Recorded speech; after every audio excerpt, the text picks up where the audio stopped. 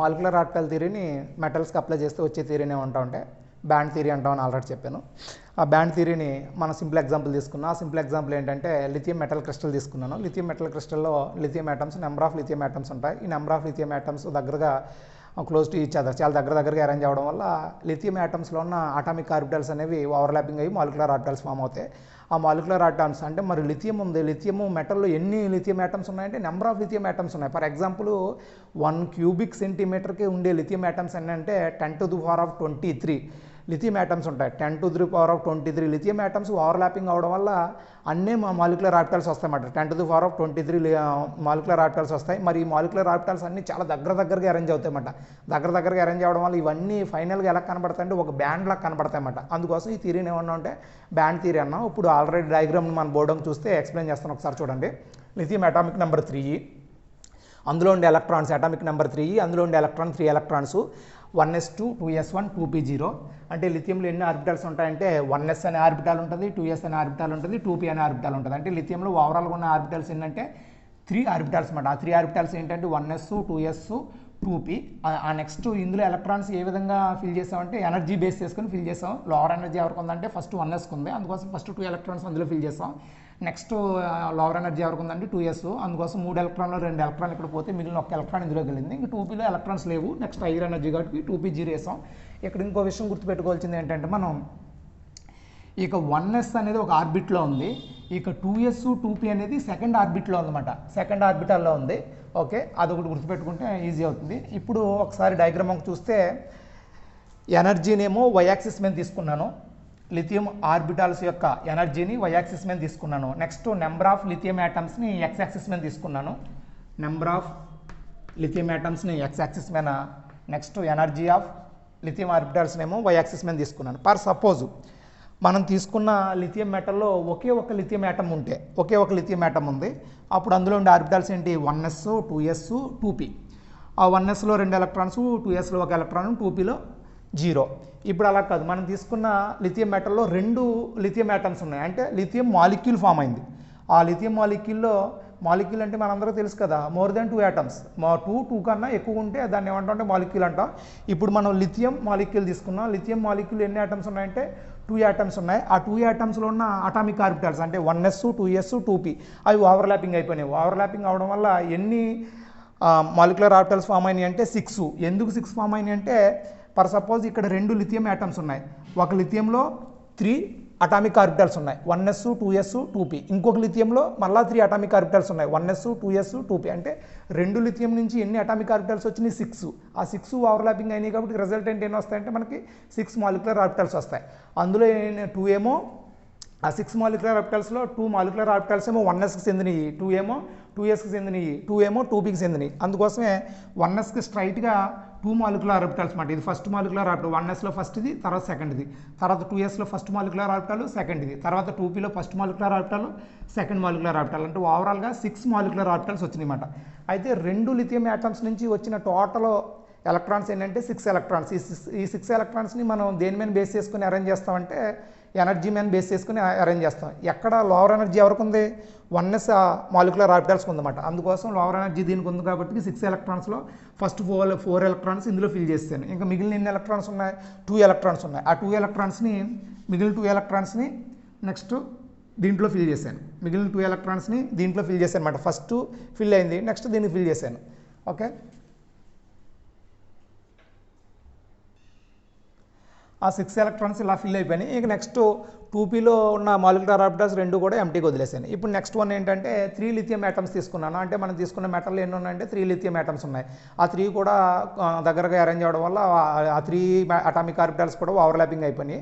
అంటే రిజల్టెంట్ ఎన్ని molecular orbitals వస్తాయంటే 9 వస్తాయి. ఎందుకు 9 వస్తాయంటే ఒక్కొక్క లిథియం మాలిక్యూల్లో, ఒక్కొక్క లిథియం యాటంలో 3 అటామిక్ ఆర్బిటాల్స్ ఉన్నాయి. 3 × 3 9 అటామిక్ ఆర్బిటాల్స్ కామన్ అయితే 9 మాలిక్యులర్ ఆర్బిటాల్స్ వస్తాయి. ఆ 9 కూడా 3 ఏమో 1sకి చెందినవి, 2sకి ఏమో ఒక 3 చెందినవి, నెక్స్ట్ 2pకి ఏమో ఒక 3. అంటే ఓవరాల్గా 9 అంటే 9 మాలిక్యులర్ ఆర్బిటాల్స్లో 9 ఎలక్ట్రాన్స్ అనేవి ఎనర్జీ బేస్ చేసుకొని ఫిల్ చేశాను. మొదటి 6 ఏమో 1sలో ఫిల్ అయిపోయినాయి, నెక్స్ట్ 3 ఏమో 2sలో ఆఫ్ ఫిల్ అయినాయి అన్నమాట. ఓకే, ఇప్పుడు అదే విధంగా లిథియం మెటల్ తీసుకున్నాను అనమాట. ఈ లిథియం మెటల్లో లిథియం యాటమ్స్ ఎన్ని ఉన్నాయంటే n యాటమ్స్ ఉన్నాయన్నమాట. n యాటమ్స్ లేదా 10⁻⁴ 10⁻23 ఎన్ యాటమ్స్ లేదా 10⁻23 యాటమ్స్ ఉన్నాయన్నమాట.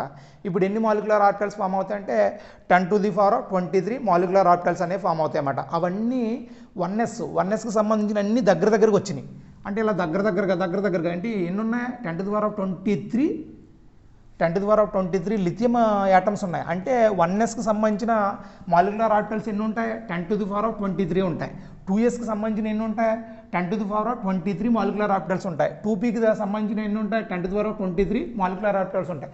10⁻23 మాలిక్యులర్ ఆర్బిటల్స్ దగ్గరగా అరేంజ్ అయితే ఎలా ఉంటుందంటే అది ఒక బ్యాండ్ లాగా కనిపిస్తుంది అన్నమాట. అదొక బ్యాండ్ లాగా కనిపిస్తుంది.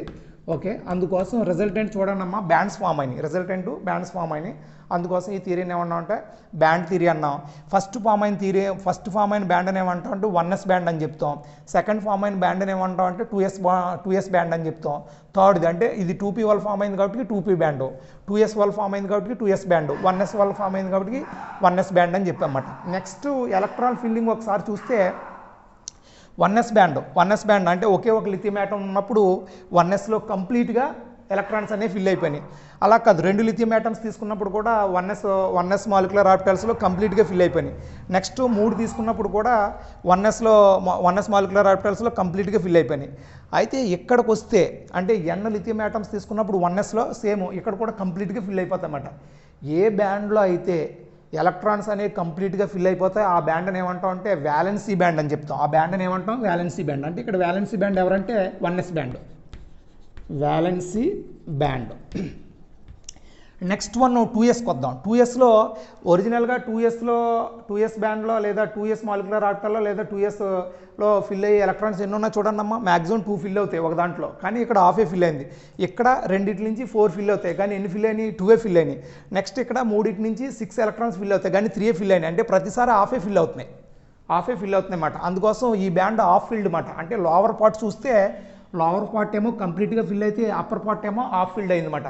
అందుకోసం హాఫ్ ఫిల్డ్ లేదా ఎంటీ ఎలక్ట్రాన్స్ ఉన్న ఈ బ్యాండ్ అని ఏమంటాం అంటే కండక్టింగ్ బ్యాండ్ అంటాం. కండక్టింగ్ బ్యాండ్ అంటే ఏంటంటే ఆ మాలిక్యులర్ ఆర్బిటల్స్లో లేదా ఆ బ్యాండ్లో ఎలక్ట్రాన్స్ కంప్లీట్గా ఫిల్ అవ్వవు, హాఫ్ అన్నా ఫిల్ అవుతే లేకపోతే పూర్తిగా ఎంటీగానే ఉంటాయన్నమాట. అలా ఉంటే అటువంటి బ్యాండ్ ఏమంటాం అంటే కండక్టింగ్ బ్యాండ్ అంటాం. అందుకోసం ఇది వ్యాలెన్సీ బ్యాండ్ అయితే ఇది కండక్టింగ్ బ్యాండ్.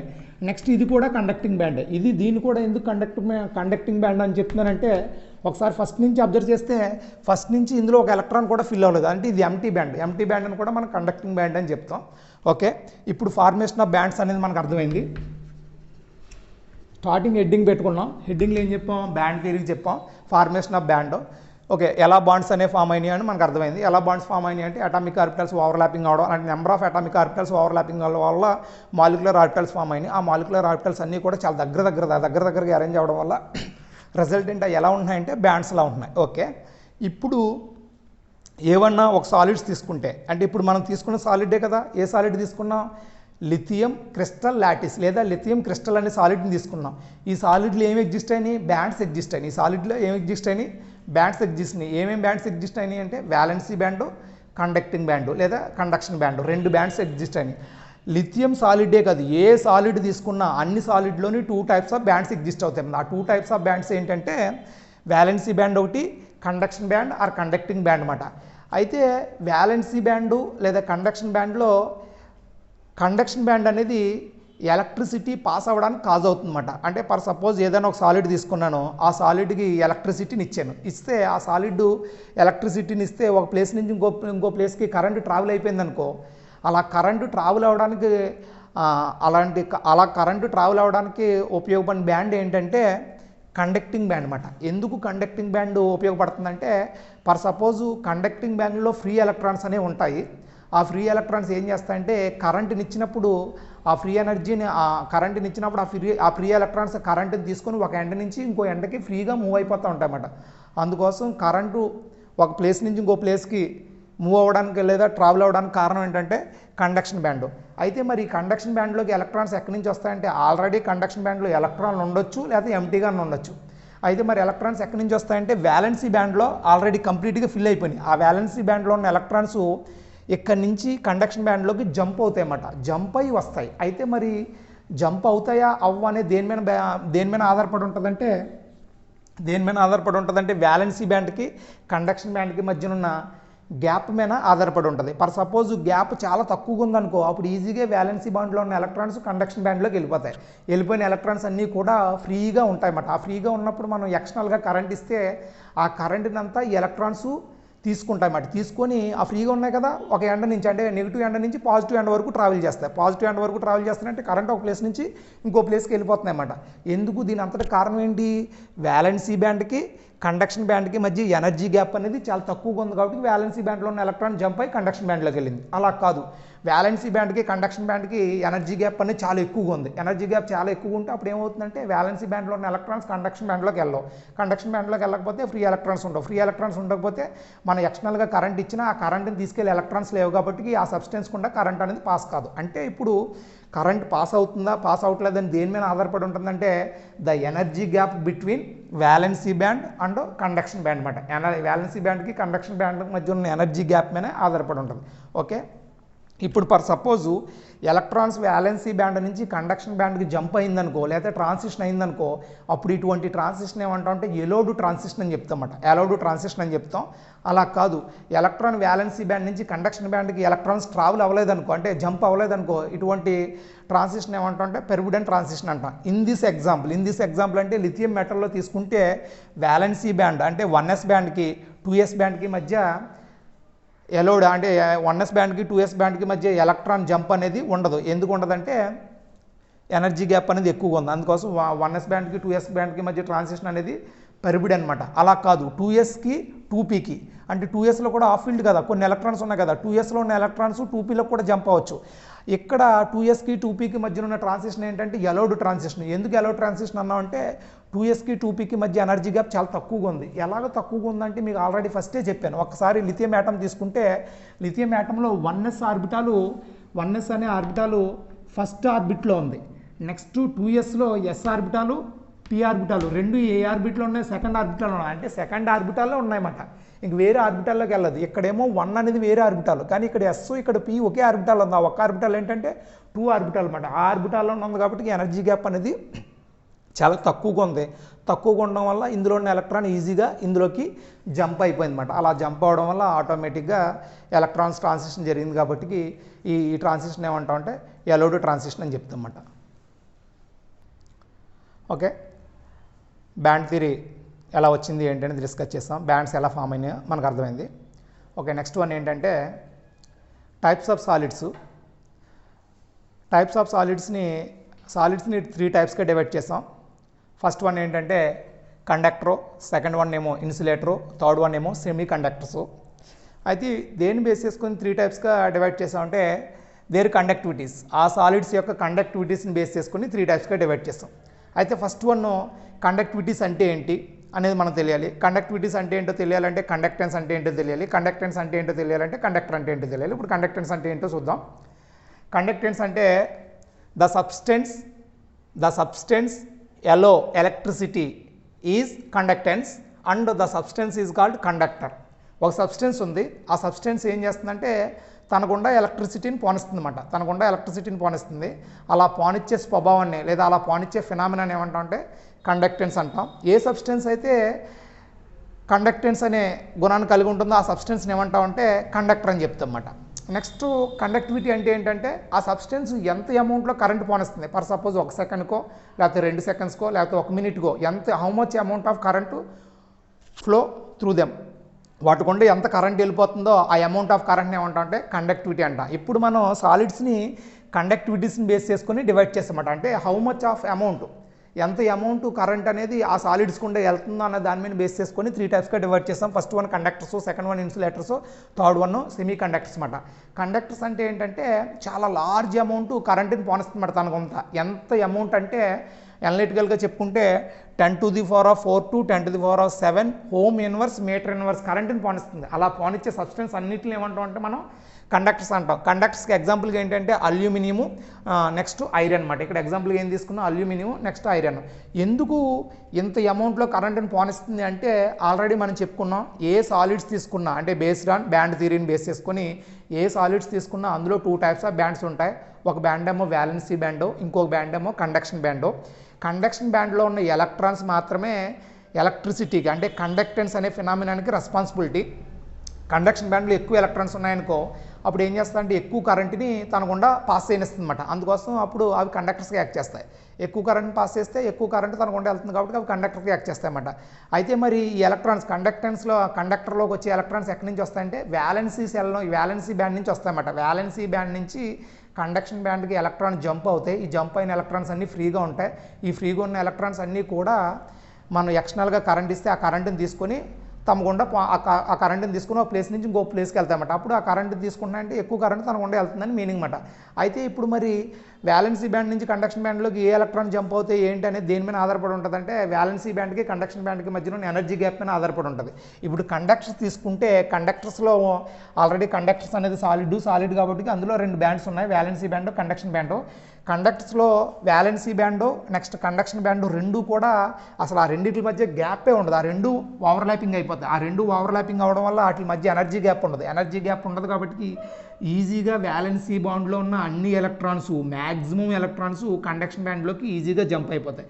జంప్ అయ్యి ఫ్రీగా ఉంటాయన్నమాట. ఫ్రీగా ఉన్న ఎలక్ట్రాన్స్ అన్నీ కూడా మనం ఎక్స్టర్నల్గా కరెంట్ ఇస్తే ఆ కరెంటుని తీసుకొని కండక్షన్ బ్యాండ్లో ఉన్న ఒక ప్లేస్ నుంచి ఆ సాలిడ్లు ఇంకో ప్లేస్కి ట్రావెల్ అయిపోతామన్నమాట. ఎక్కువ కరెంటుని తీసుకెళ్తుంది కాబట్టి మనకి దాని కండక్టివిటీ వాల్యూ చాలా ఎక్కువగా ఉంటుంది due to know gap between valency band and conduction band. అటువంటి వీటిని ఏమంటాం అంటే కండక్టర్స్ అంటాం. ఓకే, కండక్టర్స్ కంప్లీట్ అయింది. ఇన్సులేటర్స్ విషయానికి వద్దాం. ఇన్సులేటర్స్ అంటే ఏంటంటే ఈ సబ్స్టెన్స్ అనేవి తమ గుండా అసలు కరెంటును పోనవన్నమాట. తమ గుండా అసలు కరెంటుని పోనివ్వడం కానీ లేకపోతే లిటిల్ బిట్ ఆఫ్ కరెంటుని పోనిస్తాయన్నమాట. అంటే తక్కువ కరెంటుని పోనిస్తాయి. అంత తక్కువ కరెంట్ని మనం కూడా అబ్జర్వ్ చేయలేం. ఫర్ సపోజ్ ఇది ఒక ఇన్సులేటర్ అనుకో, దీని నుంచి కరెంట్ వెళ్తుంది అంటే దీనికి ఇటువైపునేమో నెగిటివ్ టర్మ్ ఇచ్చాను, ఇటువైపునేమో పాజిటివ్ టర్మ్ ఇచ్చాను. కరెంట్ ఏమవుతుంది నెగిటివ్ టర్మ్ నుంచి పాజిటివ్ టర్మ్కి వెళ్తుంది. ఇప్పుడు దీన్ని పట్టుకుంటే ఒరిజినల్గా ఇది కండక్టర్ అయితే దీన్ని పట్టుకుంటే ఏమవుతుంది షాక్ కొడుతుంది. అయితే ఇన్సులేటర్ అయితే షాక్ కొట్టదు. షాక్ కొట్టట్లేదంటే మీనింగ్ ఏంటంటే అందులో అసలు కరెంటు పోకపోవచ్చు, లేకపోతే ఆ షాక్ని మనం అబ్జర్వ్ చేసేంత కరెంట్ వెళ్ళట్లేదని మీనింగ్ అన్నమాట. అంటే ఇన్సులేటర్స్ అంటే ఏంటంటే వాటి గుండా కరెంట్ వెళ్దాం, లేకపోతే లిటిల్ బిట్ ఆఫ్ కరెంట్ చాలా తక్కువ అమౌంట్లో కరెంట్ వెళ్తుంది. ఆ వెళ్ళే కరెంట్ మనం అబ్జర్వ్ చేయలేం. అయితే కండక్టివిటీస్ని బేస్ చేసుకొని చెప్తే అంటే వాల్యూస్ని బేస్ చేసుకొని చెప్తే ఇన్సులేటర్ని ఏ సాలిడ్స్ ఇన్సులేటర్స్ అంటామంటే 10⁻22 10⁻10 ohm inverse metre inverse value ఉన్న సాలిడ్స్ అన్నిటిని కలిపి ఏమంటామంటే ఇన్సులేటర్స్ అంటాం. ఎగ్జాంపుల్ ఏంటంటే గ్లాసు, రబ్బరు. ఇక్కడ ఇన్సులేటర్స్లో ఏం జరుగుతుందంటే ఆల్రెడీ ఇన్సులేటర్ అనేది సాలిడ్ కాబట్టి అందులో వ్యాలెన్సీ బ్యాండ్ ఉంటుంది, కండక్షన్ బ్యాండ్ ఉంటుంది. వ్యాలెన్సీ బ్యాండ్లో ఏముంటాయంటే నెంబర్ ఆఫ్ ఎలక్ట్రాన్స్ ఉంటాయి. ఈ నెంబర్ ఆఫ్ ఎలక్ట్రాన్స్ కండక్షన్ బ్యాండ్లోకి జంప్ అయితే ఆ ఎలక్ట్రాన్స్ కండక్టెన్స్ అనే ఫినామినానికి కాజ్ అవుతాయి. కానీ ఇక్కడ ఏమవుతుందంటే ఇన్సులేటర్స్లో వ్యాలెన్సీ బ్యాండ్కి కండక్షన్ బ్యాండ్కి ఎనర్జీ గ్యాప్ చాలా ఎక్కువగా ఉంటుంది అన్నమాట. ఎనర్జీ గ్యాప్ చాలా ఎక్కువగా ఉండడం వల్ల ఏమవుతుందంటే వ్యాలెన్సీ బ్యాండ్లో ఉన్న ఎలక్ట్రాన్స్ కండక్షన్ బ్యాండ్లో జంప్ అవ్వకపోతే అక్కడ ఫ్రీ ఎలక్ట్రాన్స్ ఉండకపోతే కండక్టెన్స్ అనే ఫినామినా జరగదన్నమాట. అంటే ఇక్కడ జరిగే ట్రాన్సిషన్ ఏంటంటే పెర్బిడెంట్ ట్రాన్సిషన్. ఇక్కడ జరిగే ట్రాన్సిషన్ ఏంటి పెర్బిడెంట్ ట్రాన్సిషన్ అన్నమాట. పెర్బిడెంట్ ట్రాన్సిషన్ ఎందుకన్నామంటే ఎలక్ట్రాన్స్ జంప్ అవ్వట్లేదు కాబట్టి అటువంటి ట్రాన్సిషన్ పెర్బిడెంట్ ట్రాన్సిషన్ అంటాం. ఇప్పుడు కండక్టర్స్కి వస్తే కండక్టర్లో జరిగే ట్రాన్సిషన్ ఏంటంటే ఎలోడ్ ట్రాన్సిషన్. ఓకే, ఇప్పుడు ఇన్సులేటర్స్ కూడా కంప్లీట్ అయిందన్నమాట. నెక్స్ట్ సెమీ కండక్టర్స్కి వద్దాం. సెమీ కండక్టర్స్ అంటే ఏంటంటే ఇది కండక్టర్ అంత ఎక్కువగా కరెంటుని పోనవదు, అలాగని ఇన్సులేటర్ అంతా తక్కువ కరెంటుని పోనదు అనమాట. మీడియంగా తక్కువ అమౌంట్లో కరెంటుని పోనిస్తుంది అనమాట. ఇటువంటి సాలిడ్స్ని ఏమంటామంటే సెమీ కండక్టర్స్ అంటామన్నమాట. సెమీ కండక్టర్స్కి ఎగ్జాంపుల్ ఏంటంటే జనరల్గా జెర్మేనియం, సిలికాను. ఈ కండక్టివిటీ వాల్యూస్లో బేస్ చెప్పుకుంటే ఈ సెమీ కండక్టర్స్ వాటి యొక్క కండక్టివిటీ వాల్యూ ఎంత అంటే 10⁻6 to 10⁴ ohm inverse metre inverse.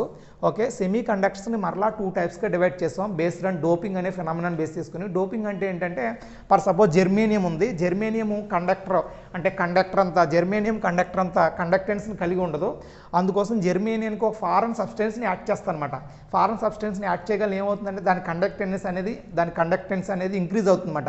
అంటే ఫారెన్ సబ్స్టెన్స్ని యాడ్ చేయడం వల్ల కండక్టెన్స్ అనేది ఇంక్రీజ్ అయితే ఈ ప్రాసెస్ని ఏమంటామంటే డోపింగ్ అని చెప్తా. అంటే డోపింగ్ అంటే బయట నుంచి వేరే సబ్స్టెన్స్ని కలపడం వల్ల కండక్టెన్స్ ఇంక్రీజ్ జరుగుతుంది కాబట్టి ఈ ప్రాసెస్ని డోపింగ్ అని చెప్తాం. డోపింగ్ని బేస్ చేసుకొని ఈ semiconductors 2 types P type semiconductors, N type semiconductors. P type semiconductors అంటే కండక్టెన్స్ని ఇంక్రీజ్ చేయడం కోసం నేను ఏం చేస్తాను, పీ అంటే పాజిటివ్ ఛార్జ్ని డోప్ చేస్తాను. అంటే పాజిటివ్ ఛార్జెస్ ఉన్న కెమికల్స్ని డోప్ చేస్తాను అనమాట. అలా కెమికల్స్ని డోప్ చేయడం వల్ల దాని కండక్టెన్స్ అనేది ఇంక్రీజ్ అవుతుంది. అందుకోసం అటువంటి సెమీ కండక్టర్స్ని ఏమంటామంటే పీ టైప్ సెమీ కండక్టర్స్ అంటాం.